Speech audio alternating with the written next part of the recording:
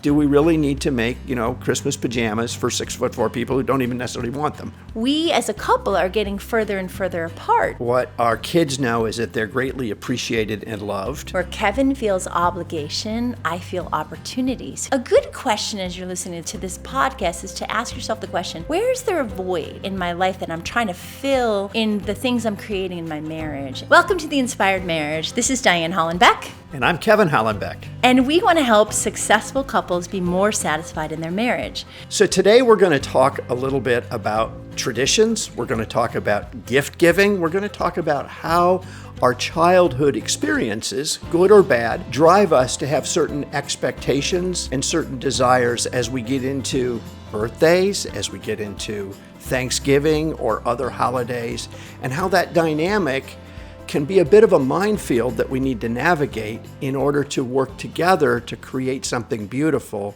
over time. When we were growing up, we had birthdays and we had Christmas in our case and various different things. So it was pretty normal fare. We'd have a birthday cake, candles, we'd sing, there would be some present or two from my folks or whatever, or Christmas time Santa Claus, whatever. But it was something that happened regularly, and it was fine. And then as we got older, instead of presents, it just turned into money.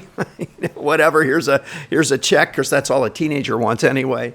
And to some degree, that continues to this day. So at one level, it happened. It was part of our world. It was fine. But to me, it was, and even with my own kind of, if you've ever read the Love Languages book by Dr. Kevin Lehman, Stephen Chapman. By Stephen Chapman. If you've ever read the Love Languages book by Stephen Chapman, it's really about, we have different bents. And so for me, I grew up and these things were no big deal. They happened. It was fine. We celebrated them, but it was just no big deal.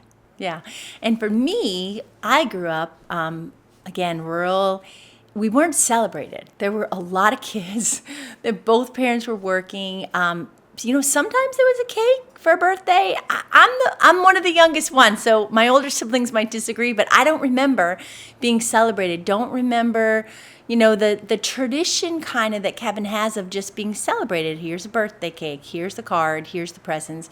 Kind of like as core memories and as part of his growing up. So I have a real lack there when it comes to being celebrated. So guess what happens?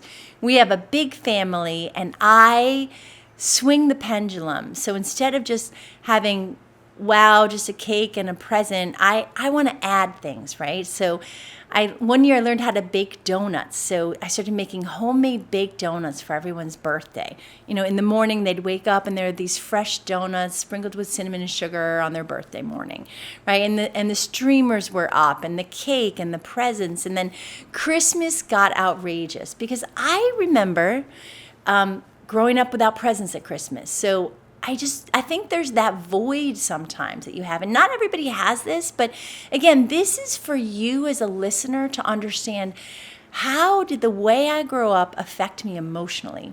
And what do I need? Because Kevin needs different things than I need. So for me, I needed to create tradition. And it's been beautiful in our family, but it's always over the top. So one year we have matching Christmas pajamas for 2 little boys and 3 little boys. And 30 years later, I'm still making matching Christmas pajamas. I mean, they're 6'4", and I'm still making 5 pairs of matching Christmas pajamas. Maybe that's overdone, right?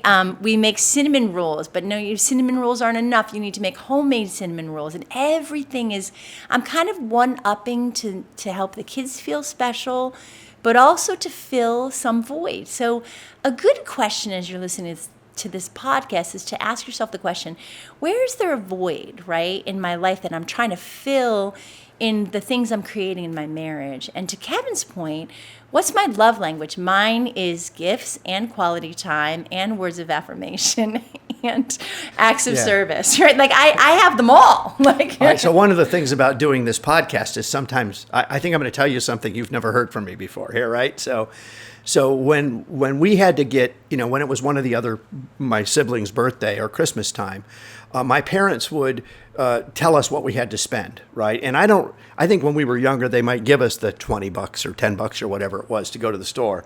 But really, my goal was to spend what I had to spend only. And even, I mean, probably a lot of people relate to this. I mean, like Christmas Eve is perfectly fine to buy a present. In fact, I don't think about it before Christmas Eve for the Christmas present, right? So for me, it was an obligation. Yeah. It was something I had to do. So it was kind of like writing thank you notes. I was told I had to do these things, and so I didn't really ever find the joy in it, and I didn't really care about it that much. And so for me, it's just a bunch of craziness. So when Diane's now over the top, we've got this and that, and oh my gosh, I get to get up early, and I'm like, really? I mean, does anybody care? Well, the answer is you care, right? And of course, I struggle because now I feel a lot of pressure to do things right. That goes to the last episode, to get the perfect gift for you, which I feel like I don't do well. And so that just adds all this dynamic to what should be a really fun event. And now let's add in Valentine's Day, Mother's Day, all the other holidays. And I find myself dreading sometimes these things, and you're like, we got to do it great. So the tension gets very real in these dynamics that happened before we ever met. Right. And so for me, it's opportunity. Where Kevin feels obligation, I feel opportunity. So you can see we're coming from almost like two different icebergs are going to collide here, right? Because he's got a sense of, I have to do this. And my come from is I get to do this, right? I get to make homemade Christmas pajamas. I get to make homemade donuts. I get to make homemade cinnamon rolls. And I'm not realizing that my need for expressing affection and love to my family is putting pressure on Kevin, and he's looking at it as expectation. So now he's got obligation and expectation, and I've got opportunity and joy, and isn't this amazing? And we as a couple are getting further and further apart because we have the other dynamic, which is I need to ask for permission. Can I, that in the last episode, can I buy the fabric for the Christmas pajamas? And Kevin's like, why are we making Christmas pajamas? So it's just so interesting when you actually look at the hype around holidays, which is a really interesting thing. Really sit down with your partner at some point and say, what's this all about? So I just want to jump in because I don't think my way of this is right. I kind of felt like at the beginning, but I think part of a long-term partnership, marriage, is that we begin to appreciate what you've brought. So what our family has is this beautiful tradition. What our kids know is that they're greatly appreciated and loved. And I certainly believe I was appreciated and loved by my folks, but not in the same sort of experiential way that you bring. And this is not, it's just how I received it, right? This isn't anything about how my parents did anything wrong. It's just that this is the reality of it. And what I've seen is the beauty of that. And so we have these amazing traditions that my initial reaction still is like, what? Why? But because I know where you come from, because I've also seen the fruit of this now in our family and the celebrations that, when the kids, of course, they're all adults now, give to each other. It's such a beautiful thing. And it's so much more meaningful to me, and so I can buy into it, and yet you sometimes it's like, do we really need to make Christmas pajamas for 6'4" people who don't even necessarily want them, right? And so there's a I think we come together, and part of this is just being willing to learn from each other, to being willing to embrace your perspective, and be good with that. And grow together into something that really is, again, some combination now that is I think, a very beautiful thing. So I do look forward to birthdays now. I know you do. And the funny thing about, back to the Christmas pajamas, right? So we have a granddaughter now. And so there was this huge collective agreement that, Mom wouldn't make sew every person a pair of Christmas pajamas. So now I can do matching Christmas pajamas for the grandchildren who aren't 6'4" yet. So we'll cross that bridge in 10 or 20 years. But the point is that we have an opportunity to create a story together, but it's a story that builds into our own lives in healing. It heals my story, right? Like Kevin's willingness to go with the flow and to create all the things and wake up early and stay up late and wrap the things, it allows me to kind of close the door on maybe a little sadness, right, of not having things as a child. And I'm bringing, I think you were saying, a little healing to your story of I'm special, I'm appreciated. Time matters, gifts matter to certain people. So part of this conversation about story is really listen. What kind of gifts were you given as a child? What kind of gifts do you like to give to each other? What kind of gifts do you like to receive? And how does that play out in your marriage? Because if you have a family, it is really, even a marriage is a really unique opportunity to bring a whole new level to your life and to what you're living. So you can be super satisfied in your marriage and in your family if you're willing to be honest about the things you need and even the way you receive love. So yeah, and can we pivot a little bit to how we do holidays together, even outside of the gift side of things, like the recipe for the stuffing in turkey. This is a story. Or which color light bulbs you should put on a Christmas tree, or whether you should use tinsel or not, or whether it should be a real tree or a fake tree, or all of that kind of stuff for each thing.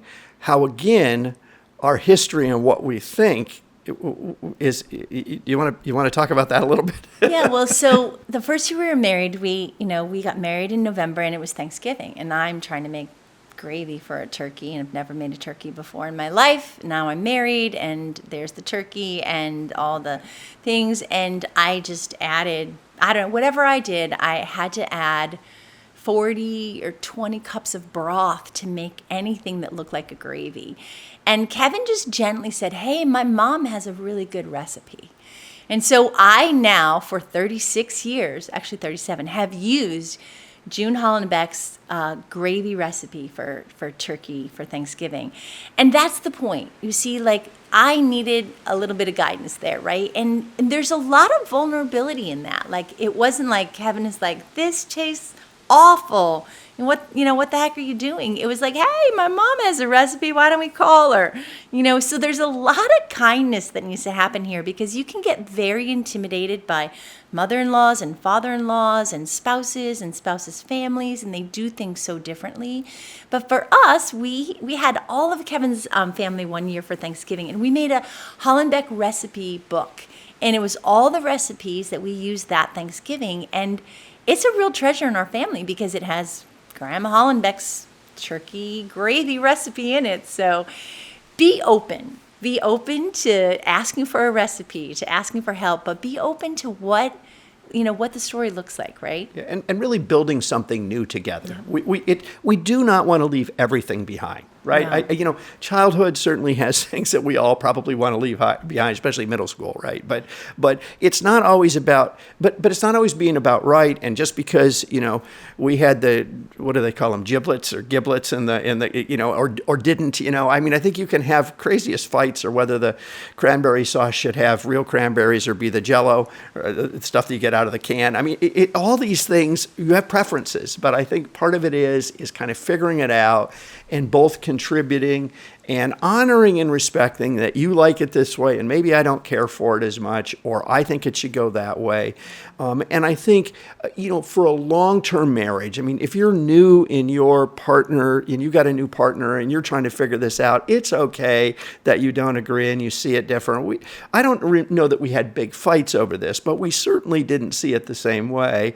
And I'm sure we inadvertently hurt each other from time to time. But what I do know is that you work towards something together. What we wanted is to have traditions and things together. And you've been really the lead in this, and yet you've honored some of my requests in it. And I love the way we do the holidays now, but it wasn't always that easy. And again, for those of you that are younger or newer in your relationship, give it time, but be open to the other person's story. And sometimes maybe just give in to something and be okay with it. It's not your grandmother's recipe, it's his or her grandmother's recipe. And it's okay to have the canned jellied cranberry sauce and the homemade one on the same table. Which we do. So sometimes we do. Sometimes it's okay to have both, right? So we have Kevin's mom's turkey gravy, and we have my mom's apple pie recipe. So really, like Kevin said, be really open, and we're excited for you as you try to navigate your own story and your holiday history and what that's going to look like. Hey, we hope you enjoyed this session that we just had together. And if you found it helpful, we'd love to interact with you more. So certainly like and follow us and click on the link below where you can sign up for our upcoming newsletter and maybe even engage us in a community we're going to be building soon where you can share your stories, learn from others who also want to improve their marriages.